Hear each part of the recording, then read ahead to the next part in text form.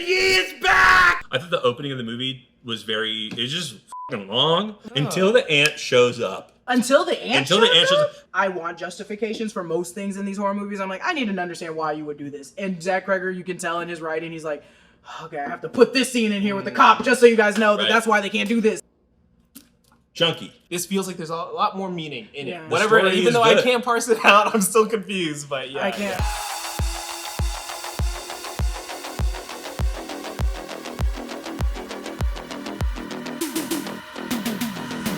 Welcome back to the Breakroom. Get your knives and your guns and your other weapons out. We're talking about the movie Weapons. Woo! It's a horror movie. Joining me today, new Rockstars horror junkie. It's Jessica Clemons. Shoot me up, baby. On accident? Not. Did you even do What are you talking about? Did you see the movie? What do you mean, the shoot part? You said shoot me I up. said shoot me up, not prick me up. She took a little prick. I'm saying put that shit in my vein. I'm saying the cop. Anyways. Okay, we'll get into it. Oh, we're also spoiling, right? These are going to have spoilers for Weapons.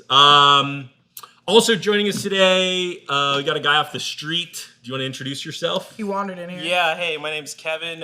Big fan of the channel. Kevin Lee. Been watching for a long time. Yeah, Kevin Lee. I'm 27 and I love anime. Dude, same. Let's go. Right What's on, up, Kevin. bro? Like, wait. Kevin Yee is back! Hello. Yeah, back for this Weapons coverage because as people may remember from the old Breakrooms past, I am not a horror person at all. I've recently been forced to watch a lot of horror movies for this new podcast I've started called Back to the Future Pod. Plug. It's been Yeah. every time we do it. Like Yeah.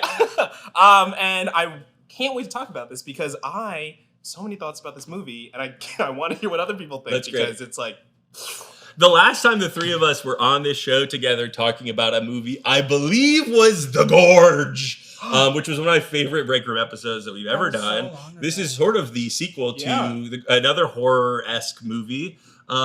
Excited to talk with you guys about this today. Yeah. Why don't we just jump into initial thoughts, initial impressions? I love it. I love it.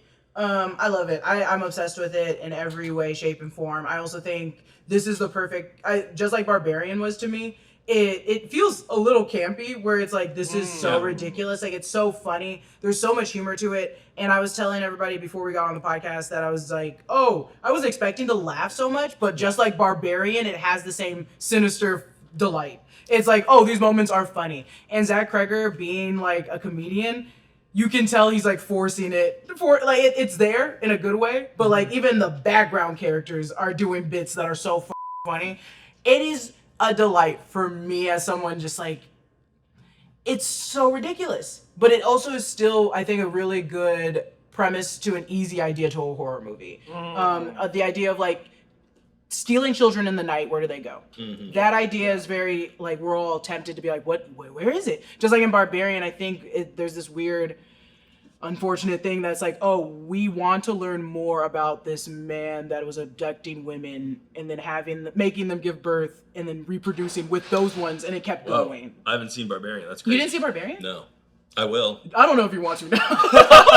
It's too much. It's a pretty wild But movie. it's that like, it's not tantalizing, it's not the spectacle, but it's just wanting to like, it's almost true crime-esque where you're like, I'm enamored with the mystery. I want to know why this person would do this, and that's what I felt with Weapons, and it was just so much more funnier than I expected.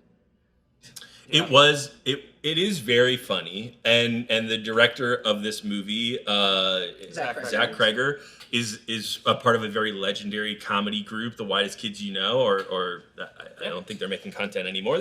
Maybe they had a TV show that came out or something. Now. Yeah, they're like fundraising for it with Sam Brown. I used to be a part of their fan page when I was in middle school. It is very. I was probably fun. the only black kid. Yeah, the whitest kids you know. It is very fun seeing some comedy directors.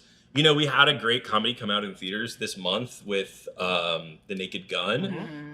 It is great to see, relative mid-budget comedies being made by studios and being released in theaters. That doesn't happen that much.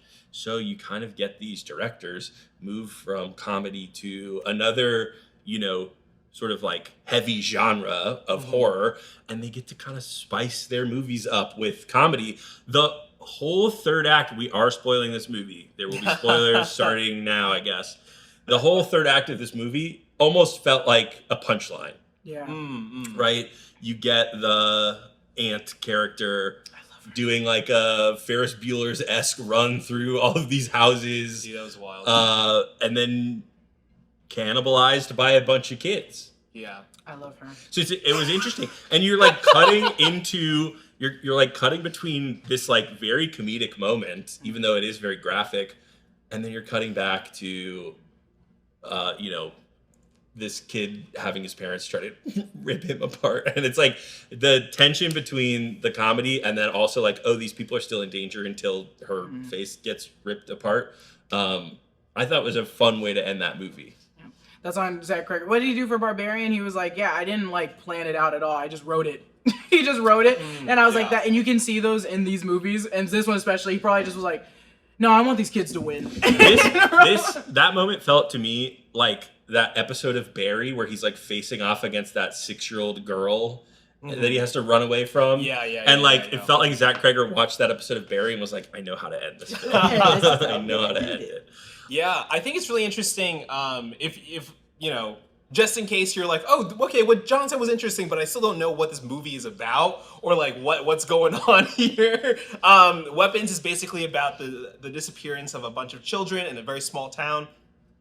All the children are in one classroom, except for one kid who is the only one who did not run away from the house in the middle of the night. A bunch of people, and then it transforms into a story where it goes through different people's perspectives as they try to figure out why this is happening. So the great tease of what happens at the end there too and how we get there is really interesting. I do think like the director Zach Cregger has said that he started writing this after after Trevor Moore from Whitest Kids You Know passed away, and he was working on like dealing with that grief, and he was like, okay, I'm writing this story about how. And then he was like, oh, these things are starting to come into place. And like, I think it's really interesting as like this meditation of like how that manifests, like what people are doing, like to work through those issues. And then to get to that scene where it's like, sometimes it is just about ripping, you know, and just like the pure carnage of the anger that you feel when that happens, you know, when you lose someone. Yeah. I thought that the movie also did a really good job with the reveals that it does. And I'll talk about, I want to ask you guys about the structure of the movie in a second here, but like I thought it was very well done when, you know, it was just the one kid who didn't disappear. And Alex. You know, Alex. And it's basically because, well, first of all, he is one of the weapons of his aunt, even though he's not like possessed, but it's also because all of the kids were running to his house. He didn't have anywhere that he needed to run to. And so I thought that was kind of a clever choice that they figured out how to make, right? What is was it Dracula? Was Dracula's Renfield? He's basically Renfield. He's basically Renfield to the aunt. And God, what a horrifying, that was maybe my most horrified moment was when his parents started stabbing themselves in the face with forks. There was one moment I closed my eyes in this movie, and I'm not embarrassed to say that. I don't need to see the vegetable peel. Yeah, they even in Evil Dead Rising when they did the cheese, I looked away. I don't need that body horror, but I was so pleased with the end. I watched with my eyes wide open as they ripped. Hell yeah. And I thought maybe it was just me. Did they like pump the color up in that moment? When they were, like, maybe. When the it felt really saturated. On their clothes, it feels browner. Like the blood felt like, because when you see Matthew at the end, I was like, oh, the blood on his tiny little pajamas was like brown red, and I was like, oh, maybe he's just old in it. But maybe, or was it soup? Or was it could have been soup drippings. The soup placement, the soup product placement for Campbell's, dude. Because it's also so funny because in 2025, no one's buying Campbell's. They're buying that chunky thing. Well, what's the other soup? No, it's the other soup people are buying. The red one, the red can. That's Campbell's, right? No, is it still Campbell's? Yeah, Campbell's is red. No, Campbell's is red and white. Yeah, but the chunky is still Campbell's brand. Oh, is it still Campbell's brand? I believe so. I think he's stealing soup from Brian's desk because Brian only eats soup. Because Brian only eats soup. Brian only eats soup. He's a soup boy. I'm not afraid to say it. You're showing that one, but I'm Here's talking about Campbell's. the other one. Here's Campbell's. I'm talking about the other Chicken one. and stars. Yeah, that's for babies. Okay, that's show for me the other babies. one. Now for men and women. Oh, now? Oh. Junkie. Oh, it's still it's Campbell's. It's Campbell's. still Campbell's. Yeah. That's the soup that I'm used to seeing nowadays. Soup that eats like a meal, you guys. Chicken noodle versus chicken and stars. It is funny that sorry. Thank you. No, we can't do the product placement. They don't deserve it. They don't Drink deserve it, it. drink it. Who has gas? But I think, which is really interesting to point out what is the scariest part of this movie. I think Sinners was like slightly adjacent to horror in my opinion. I was like, oh, there's like horrific elements, but this had like 4 jump scares. I also like that we're moving away from jump scares in horror movies. Too. We're just getting into like, oh, put yourself in these shoes and you're gonna have a panic attack. And it was once it got to Alex's story that I was actually scared, because I just felt horrible for this boy who one day had his like handheld taken home by his dad every morning, lived in this like almost 3-story house. It looks like it was living nice, and now he has to walk to this store every day, pick up a bunch of bags of Campbell's soup, feed it to his classmates and his parents,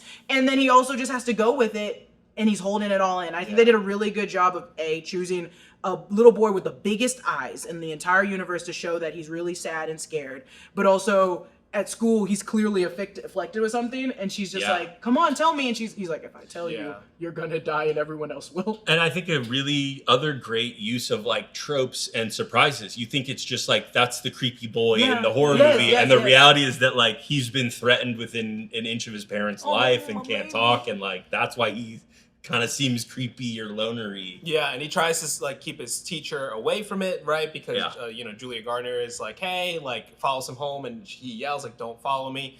And also like his classmates like bullied him too. There is this this really weird thing where like he is like, well, now they don't bother me anymore, so that's nice, I guess. Do you remember the shot in the movie where he's choosing? In the movie, she's like, hey, your parents are actually giving me enough substance to survive. I'm still dying. How about you take a bunch of stuff from your classmates? And he's like, why are you gonna take them? Don't worry about it. And that's how she becomes, because the aunt has like, I think it's cancer, but she's dying of something, and she needs life, like a lifeline of someone else to survive and grow bigger and stronger. And she does it with the kids. But the shot when she's like, go get the kids' items, he's looking at like a pencil eraser, this little toy, all these little things, and then he decides, I'm just gonna take all their nameplates. All the nameplates that they made for their little cubby holes or whatever, I was like, why did we even get the shot of him looking at other things? Or was it the kid just becoming, like, realizing it's easier to take the nameplates? I think so, rather than I have to steal something from each of these kids. Also, interesting, I just thought she was like an ancient-ass witch and wasn't maybe even the aunt of any of these people. Yeah, because can just like inject herself into any family. Like, oh, I'm your long lost, we met, right? Yeah. Right, because like Alex's mom. I'm sure she's Alex's also mom credited at as one Alex's point mom. says like, oh, well, my mother would have done this for her, so I'm going to do it for her. That made me think that like her aunt killed her mom. You know, I have no idea, right? But like, if her mom is dead, maybe she like went after her mom first and then went after the kids, and then it's like now feels like a little bit of that like witch trying to like steal the fountain of youth from. Well, and I think that part of the movie, that like how her power works, right? Like John was saying, she is some type of witch, and that is basically how people start being controlled and how these kids move around town, is that she is like controlling them in some kind of ritualistic way. But like, that part is like not really explored, of just like, well, is she siphoning life force? Because if the parents aren't enough, wouldn't they be dead by now? But then we find out later, I guess, that the parents never recover after the spell is broken. God, what a line! They're still eating soup, but somewhere else, or whatever they exactly said. I was like, I think Zach Cregger's good at doing those little unanswered questions where it's left up to you. I think he still gives us like the element of like, oh, you'll get a reward at the end, but I'm not going to explain what this tree is that this woman is using and whether she's actually related to the family. The only reason I thought she was a direct aunt was just because of the comical, this is your wacky aunt. Look at how she's wearing gaudy 80 clothes, her bright red wig. Like, I'm sure that's Zach Cregger's grandma, and that's how he remembers her as a child, and was like, yeah, I was afraid of her. And so I made her the epitome of a witch in this movie. Definitely feels like everyone's Florida aunt. Yeah. It is. And I love it. I'm gonna wear that costume for 2 Halloweens. I already told myself, I was like, get me that Wendy's wig and like let me just cut the bangs right here. So funny.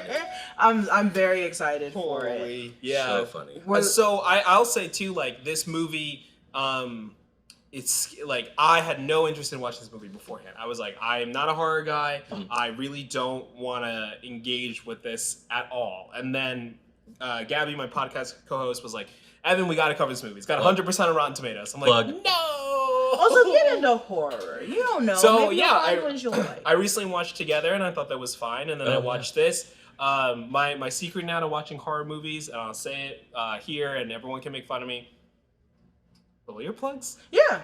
Oh, are you an earplug? It's not the scare on the screen. Like you don't have to close. More your of eyes. the sound, but then Interesting. big hat, and then I just go. No, you know what I do? You know what I do sometimes? I love scary movies. Watching my entire life, I'll say like this. With my eye closed, and then I'll be prepared for like, oh, okay. Yeah. Like, Every now and then, I will take my glasses off so that I have a vague understanding of what is happening, but I don't have to see all of the details. Oh, you're such a baby. But I'll say, doing that though, because I was so scared and because I could feel that the jump scares were coming, I didn't even see the teases of Aunt Gladys in the dream sequences that were happening. So when she popped, the first time I see her is when she shows up with like the unhoused guy when he's like at his running through the forest. Joseph? I was like, who? I was like, James. Oh yeah, James. I was like, what is this lady? I was like, what's going on? You missed the first 2 times we've Yeah. seen her. That's so fun. That's actually funny. James, the character James and the idea of like this town being so small. I don't even know if we know the name or the area of this town. It's just a town. Yeah. And I think it is very good of being just a little brick town. And it has so many different characters. They have like the principal who's always around with his boyfriend or husband. And then we have the dad that's like a construction guy. And then we have James who is unfortunately like an unhoused addict. But James wants that money. So seeing those children in a basement did not faze him as much as it should have. And I love having that character be that jump that's like, I found the kids. And I'm going directly to the police. It only took 30 seconds. I was like, oh, quick. It wasn't like, I have to stake out this house or I have to X, Y, and Z. He was like, I went in that house and I saw a bunch of children. Speaking of which, I thought that they did a really good job with everyone's like careers. Yeah. Like Josh Brolin's character being a contractor so that he has the paint and he can do the witch thing on the car, but also he has the like blueprints of the neighborhood so that he can kind of like all of that stuff was really kind of tightly done. And I thought having the boyfriend be the cop. Oh, yeah. I was like, weird choice to kind of have a cop be a hero character in 2025. And I was like, oh, I guess you need that so that you can do the investigation with a police officer. No, but then it went full like ACAB, this guy's a piece of shit. And then he ends up dying at the end. And I was like, oh, that's a really cool way of like needing a cop in your story, needing him to kind of be on the side of the heroes, but also being able to show that he's not maybe the greatest guy. I need you to watch Barbarian because it is the same. Justin Long is that character in Okay, Barbarian. He has, and Zach Cregger talked about how Justin Long's character in Barbarian had the chance to be good. He's like, I gave him the opportunity. Yeah. It's just in the math, the formula of this character, he would never have been a good guy. He would have sacrificed and been selfish all the way through. And I think with the cop he's treating him just like he did Justin Long in Barbarian. It was like, no, because there was no need to know that he's cheating on his wife. But it makes us not like him more. Him turning off the cameras before he punches his man because he got pricked, like, makes us not like him more. That it was so easy for him to have to stumble back into addiction and stumble back into this ex who is also like, for whatever her best interests are for these kids, she also is like, Julia Garner's character is a little like she's trouble. She's an alcoholic. I was nervous that was going to be I was like, I have more faith in Zach Cregger because he loves his wife, Sarah Paxton, and I love her. And I was like, I hope he does not write her just to be the crazy girl that is the crazy girl. Sure. Because I was nervous when she started drinking right. and stalking, and then when she was trying to get him to drink in the bar, and then doing all these things, I was like, ooh. We're setting her up with a lot of negative stereotypes, and I really don't want her to be bad. But then by the end, I think by the time we saw Unfortunate Wong, just straight up. Oh, yeah. Whoo! Also, this movie's full of Marvel people. I know, I was going to say that. Yeah, full of Marvel people. Zach very smartly pointed out that him and his husband have like a Mickey and Minnie shirt, and they're Disney adults, and obviously Benedict Wong's probably his most well-known role, playing Wong in the MCU. Yeah. I think he also made a good connection about someone else. But yeah, I think, I was surprised that there was that like through line of like, he punched the guy, he was worried about the dash cam, he went to the police chief or whoever that guy was, his wife's or girlfriend's dad, and said like, hey, I have this problem. And he was like, it's just going to sit on a hard drive for 30 days. I thought that the story was going to go in the direction of like, you just cheated on my daughter. Now I'm going to release the tape that you asked me to hide. Now, like, it didn't need that for the story, and the story never went in that direction. But I was like, oh, okay, I guess that's why the police chief is the dad. Yeah, I think it helps the small town vibes, right? Yes. To like show this great connection point. of people being together. Also, like the fact that most people in like no one is like 100% like quote unquote like innocent. Like everyone's got like a fault that's like troubling them that makes it be like, well, you know, is Josh Brolin like he keeps messing up the orders for his work? I guess. I mean, obviously his kid is, you know, missing, right? but Also, do we actually? Okay, before I say what I'm gonna say, do we know what role Pedro Pascal was supposed to play? So there was a big cast shakeup after the writer's strikes and Pedro Pascal needed to drop out. So if you go on Wikipedia right now, you can actually like they list out who was supposed to play who. Pedro Pascal was supposed to play Josh Brolin's role. Okay. Thank you for saying that. Josh Brolin ate this role up. He was ate great. This role up. And his He piece of ate shit this little role up. bully kid. And the thing is, It worked and that's perfectly. the thing, works perfectly with what Josh Brolin was given. Yep. I mean, Pedro's a phenomenal actor, but for some reason, I think it's just how Josh Brolin also looks in his character. And every time he plays like a dad, he's always like burly and mean. And I have not seen Pedro do that yet, but I was like, Josh Brolin ate this role up as a dad that was dying inside. Like, even the wife was like, we kind of got to move on. He could not leave that bed. That little Batman sheeted bed. The dream sequence, I kept being like, why is he chasing? And then I went, no, it's a dad that wants his son back, and he does not care if he dies. He wants his son back. That got the biggest pop in my theater. When he wakes up from the dream and he goes, what the f***? No, okay, wait. My theater's biggest pop was when Wong was chasing her at the gas station, and then they do the full rotate in the fucking gas station, and the gas station clerk goes, "Get out of my shop!" She's like, help! She says, "Help me!" And I will say, Zach So Cregger, funny. and maybe comedic writers can do this really well. They try to stay as grounded in reality as possible, because there is no way I'm not gonna scream, "Oh, please!" He's clearly not after anyone else. It was Julia Garner, that woman, the woman you are. When it comes to screaming, I love it. Really You're my new good. scream queen. Like, come on. She was supposed to be played by Renetta Rensby from Who's that? Worst Person in the World. I haven't seen that. Okay. What else? Do you know anything else? No, she's a non-American actress. Damn. So I think Worst Person in the I'll World look was it her up big later. breakout. So But there was Running a lot of people. a lot of got people. recast? Guess who was supposed to play Wong's character? Who? Someone else from the MCU. Wait, I kind of want to get A different Benedict. Is it Chris Evans? Nope. Cumberbatch. No, I will say this is a character that's only appeared in one film. Oh, so it's probably a villain. Charlize. It's not Russell. Evan, there's a lot of actors in the MCU. No, wait, shut up. Oh, wait, I just want to see. I just want to see if you guys can get it because you guys. I think you can get it. Think about what phase? This I like that Eccleston. This is post Endgame. Post Endgame. Post Endgame has appeared in one movie. Oh, what's Mads Mikkelsen? Nope. Wait, who is this? Pre-Endgame. Playing Wong's character, the principal. Think you can get there. I know Can I you can get there. a gender identity? It is male still. Okay. Yeah. Matt? No, is it American? Yep. Okay, then I need to stop doing British people. Damn. Pedro Pascal. Is anyone in He the was chat gonna got do it two again? parts. You got. Is anyone in the chat got? Yeah. Let's see. Oh. I I don't know what the People answer can is. Google. I literally. The guy who played Gilgamesh. That's what's his name? Nope. He's gorgeous. But you're that's very close. Okay, so we're talking about Eternals. It's But the gotta other be one's British. Oh, it's not. Richard Madden. They're both British and whatchamacallit. From Atlanta? Yep. Oh, he would have ate that roll up. He would have ate that roll up. He would have ate that roll up sprinting down that street. Oh, he would have ate that roll up. I'm happy he went to Benedict Wong, but oh my, I would have loved to see that shit play out. He also has that like teacher voice that's like, you guys stay calm. Yeah. Like, and then the other confirmed swap was Tom Burke, who's an Australian actor who was in Furiosa. He plays her kind of like mentor. He was gonna be in the Alden Ehrenreich cop role. I love Alden. I thought Alden was great in this. As soon as the movie ended, me and my friend looked at each other and said, what did Star Wars do to our man? I know!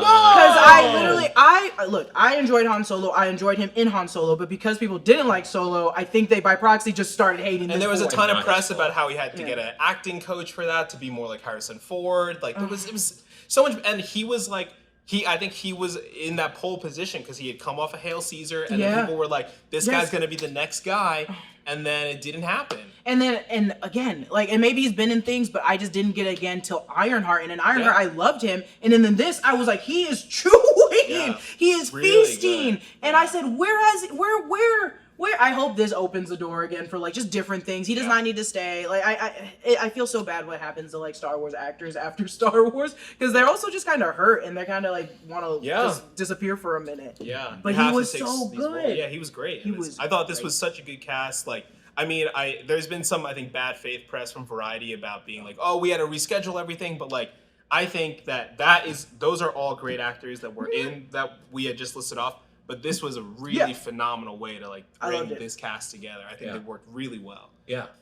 And now I hadn't seen any other Julia Garner performances besides her in Fantastic Four. I know, and I haven't seen Ozark. You haven't watched Ozark. Yeah, I haven't seen. And we just talked about the Perks of Being a Wallflower when she was younger. Exactly. Interesting. I didn't realize that. Yeah. So I'm excited to check her stuff out too. No, the actors did phenomenal. Yeah. Were there parts that we were like, this could be worked on, this could be tweaked? Well, I don't. Okay, so one of the reasons I was excited to talk to you guys about this is that like even though I did enjoy the movie, I'm not sure if I like get it. Like, and I've listened to this interview with that Sean Fennessy from The Ringer did with Zach Cregger like multiple times at this point. I still don't think I get the movie, but I think I'm like hung up on the AK-47 imagery and Josh Brolin. So you're talking about in like a symbolism or thematic way, not in like a literal.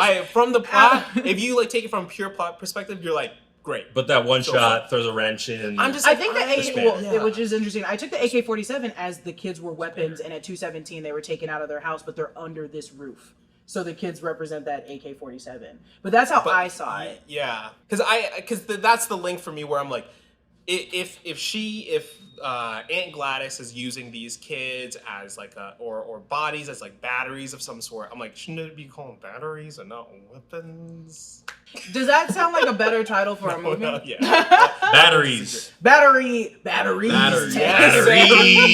That's so bad. Yeah, I guess like if I had to really dig in, you could maybe make an argument that like the kids are the ones shooting up the schools, but it's the parents' influences on the kids, like the aunt's influence over. Yeah. You fucking know. I'm like, I need you to write that down on a piece of paper with some string real quick. But I see what you're saying. Connection. I like the idea of also keep in mind. I think Zach Cregger's great, perfect in every shape and form. I love this movie. I also don't think he's thinking like Christopher Nolan. I also don't think he's had a lot of time to think like Christopher Nolan.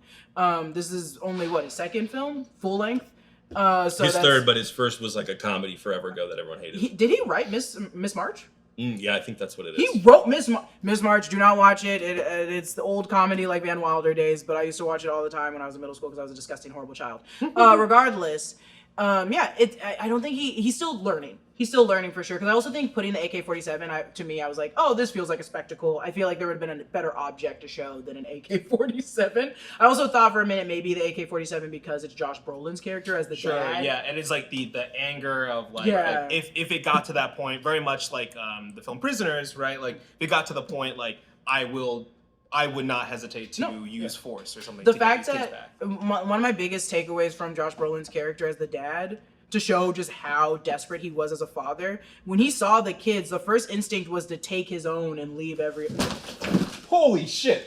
That happened this morning, and I did not do a good job putting it back. Josh Brolin, I was going to say something, and I take it back. I was scared. That was a true jump scare. Where's my earplug? Batteries. Where's the batteries, Josh? This is batteries. Oh, my God. Well, we'll fix that later. But what I was going to say, and also, whoever said the audio stinks, they're going to come for the set next. We're falling apart. Without Evan here. That's crazy because that never happened when I was here. Like, okay, Evan, we get it. It happened before shows. Evan, we get it. We went downhill. I gotta go. Yeah, when we came in this morning, the Hopsco was on the ground. I think it was a sign that an omen that you were coming because the Hopsco is so Evan coded. No, the Hopsco is Evan coded. It's just a piece of shit. That is Evan coded. It's giving Evan. Did you like? Was there anything else that you were intrigued? Here's what I didn't like about the movie. I thought I was irritated going into the film because of some stuff that happened in the lobby. Whatever, not important. Wait, I need the full story. Oh, you tell me later. Not important. truly, here's us. Fine. It's not. It's. I get irritated so easily, so I want to preface the story by saying it's me. I'm the problem. Okay. Instead of going to the AMC because it was a 15-minute drive and I had just been at work. Work is closer to the AMC, and I had driven it. Whatever. I was just going to go to the Regal across the street from my house, even though I have A-lists. I was going to pay. And, I wanted to just hit a little bit of a puff before I saw the film. So I did that. And I was initially irritated, too, because I knew I wanted to get a little snack.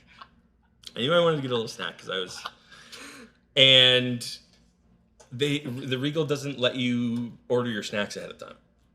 And so I was like, taking a risk here. What if the line's really long? What if I miss my show time? Yeah. So I get into the theater. The line's very long.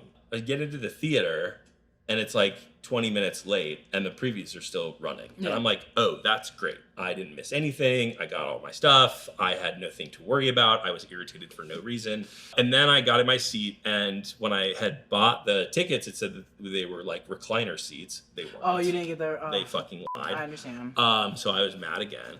And then the previews ran for like another 10 minutes. And I was like, 10 minutes isn't that well, here's why I was upset. I was like, this little puff that I took before I got into the theater is starting to kind of like wear off. Oh no. Yeah, roll your eyes. That is inappropriate. No, that is the appropriate response to this story, which is so petty and dumb. Funny. So I was irritated going in. And then I thought that the opening of the movie, this is a real criticism of the film and not my experience. I thought the opening of the movie was just fucking long. Wait, which? And as soon as the whole everything, until the ant shows up. Until the ant shows up? When the ant shows up, first flash. When the ant shows up, a little bit of that when she shows up at the school. I'm like, from then on, fucking banger. Before that, I was like, okay, we're really kind of taking our time here. Okay. That's interesting. Maybe it was when Julia Garner first gets to the house is kind of when it starts to pick up for me. That's funny. I think that was the slowest hand part. and the hand going into frame and the cutting that hair and all that shit. Yeah, that was great. Yeah. That shit was great. That's so interesting. But all of the stuff before that, I was like, can we kind of get to the movie? Barbarian worked the same way.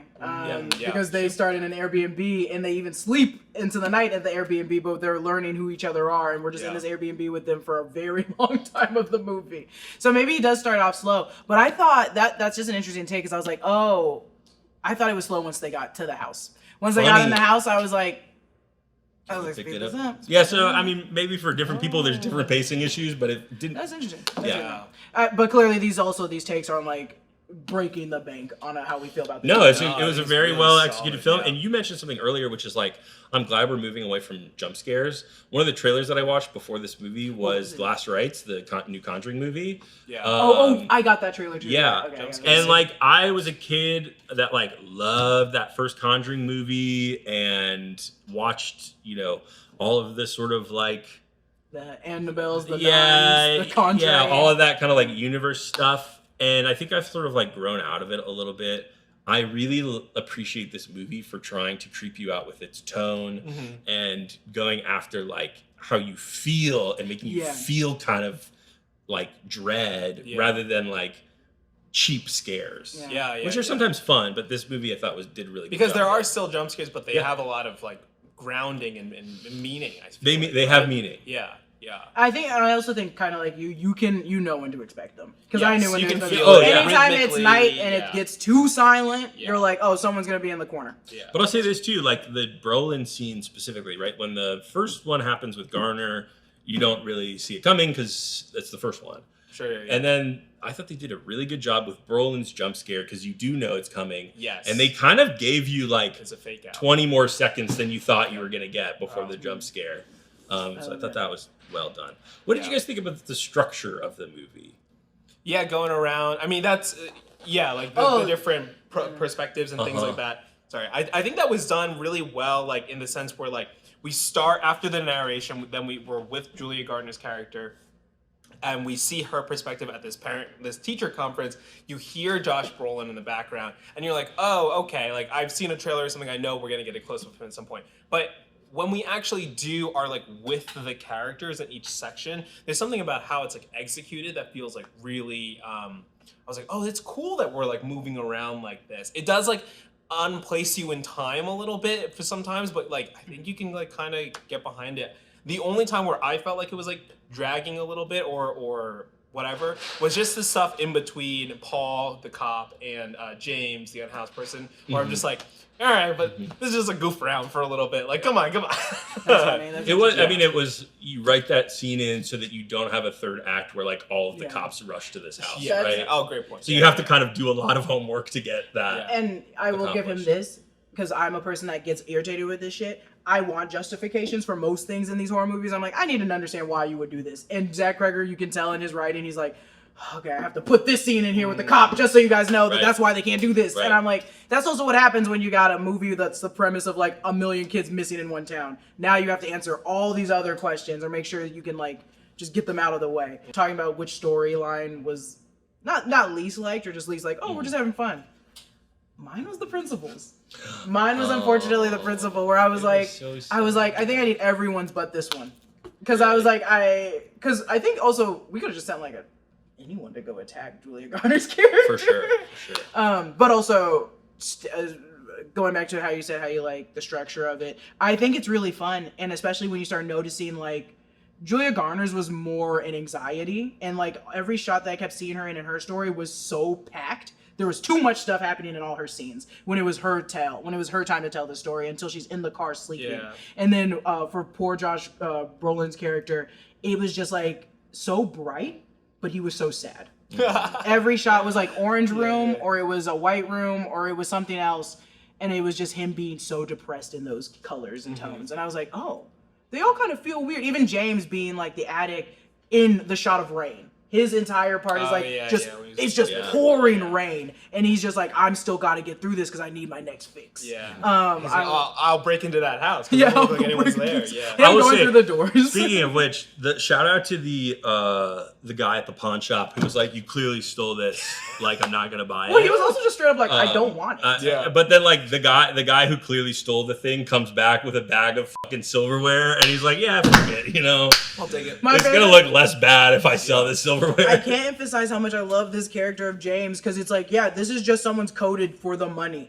Does not care about the kids. So when they saw that reward sheet, they looked at the kids and went, 50,000. And then they went back to the kids, and then they went 50,000 again. And I was like, yeah, this guy is willing to go fully in just for that 50 grand. He's willing to help you guys find these kids just for the money. Yeah. That line with the cop where he's like, how do I know you're not going to go in there and take the money for yourself? He was so good. And I thought that was like one of the fun reasons to do these like POV characters was like, I would have never expected to get James as a title card and then spend 10 minutes with that character. Yeah, it was build out that little town. I love it. Barbarian, I don't think they gave them specific titles, but they did. They started with the girl, and then jump cut. We're following Justin Long's character. So they did switch it up where we're following different characters at different points. But I like it more in this because it's 5 characters or more characters, and the focus is on them in the same scene. I love it. I love it. Yeah. Give me more of this. Give me more of this. Okay, guys. I think that's a good place to end. Do you want to give a score? I don't. Movie reviews of the Breakroom have changed and are weird now, and I don't know if we I give it to I'll give it an 8. 8 out of 10. 8 out of 10. Yeah. I think it's very fun. I think my only note maybe, which it doesn't even count. I think because there's so many characters, and even the characters that we're not focused on, he had to justify a lot of things. And I feel like I'm like, you didn't have to jump this hurdle, but you felt like you needed to, and I appreciate it, but I don't think you had to. But an 8.5 probably. Yeah, I feel like that's exactly where I would go with it too. Yeah, especially as someone who I feel like is still struggling with like parsing through like what I think the movie means or whatever it is. But just like, the more I think about it, I'm like, I did like leave a little light on because I was like a little scared when I went to sleep. Okay, I was like, it worked. Evan's like, I put on my jammies and got my little bib in my blanket. I got up to get water in the middle of the night, and while I was filling up the water, I was like, you saw me doing this outside your window. Also, as soon as the movie ended, I said, no more Naruto. Yeah, no more Naruto. Arms go back from here to. Engage. Yeah, I mean, I think Sinners has a chance to become an all-timer. Yeah. We're way too close to it to make that decision and make that call, but I really think that movie has all of the ingredients to really kind of stand the test of time. And I think this movie is like a very good horror entry, but is not like in 15 years, like everyone's still talking about weapons, you know? That being said, I think, yes, an 8 is probably a really good choice. It's one of the better horror movies that have come out over the last few years. And it's also like nice when something like, I feel like most horror movies, just obviously this is crazy conjecture for me because like I'm not in the world, but it does feel like a lot of stuff is like about the scare, or like this feels like there's a lot more meaning in it. Whatever, even though I can't parse it out, I'm still confused. But yeah, I can't. You need to watch Barbarian. I don't think there's a meaning to it at all. I think it's just a movie to make you cringe and be like, "This is disgusting." Yeah. If that shot of the AR-15 or whatever, the assault rifle, is not in the movie, it doesn't change the movie at all. And we're not sitting here asking that question. So I understand filmmakers want to like put in there kind of like, speaking of Prisoners, there's a shot in Prisoners where Denis Villeneuve just like zooms in on a tree for 15 seconds, and I hate that shot. It drives me insane. I don't understand it. Denis Villeneuve has come out and said it's his favorite shot of anything he's ever You're seen like, in a movie. The opening with the tree? It's when the girls first go missing. They all go to the house Oh, together. the tree outside the house. They just push in on this tree. Yeah, he loves it? He loves it. He loves it. And I am like, I don't get it, my man. And that's okay. He's like, I just like that that doesn't mean that I don't like Prisoners. So I think, filmmakers are just like, I know what it is, but I'm not going to tell you. Yeah. There's a great interview between David Lynch and an interviewer. And the interviewer says to him, like, you've said before that Mulholland Drive is your most spiritual film. Can you, like, expound on that? And David Lynch is just like, no. But that's also David Lynch. No. He's like, nah, I don't even know. Hey, thank you guys so much for hanging out with us today. If you've missed Evan as much as we have, check out his Back to the Feature podcast on all your podcast platforms. And YouTube and Instagram. I found out we were on TikTok. Whoa. Crazy. How'd that happen? I don't know. But are you on Zihanshu? These are the questions. These are the questions. Get on there. Check it out. Hopefully Evan will be back sooner thanks for having rather than me. later. We love having you on the show. Follow Breakroom at Breakroom NR on a bunch of different social platforms. Follow Jess at Lulu_Clemons. Follow me at Costa Cooks. He does cook. That's it. Bye. See ya.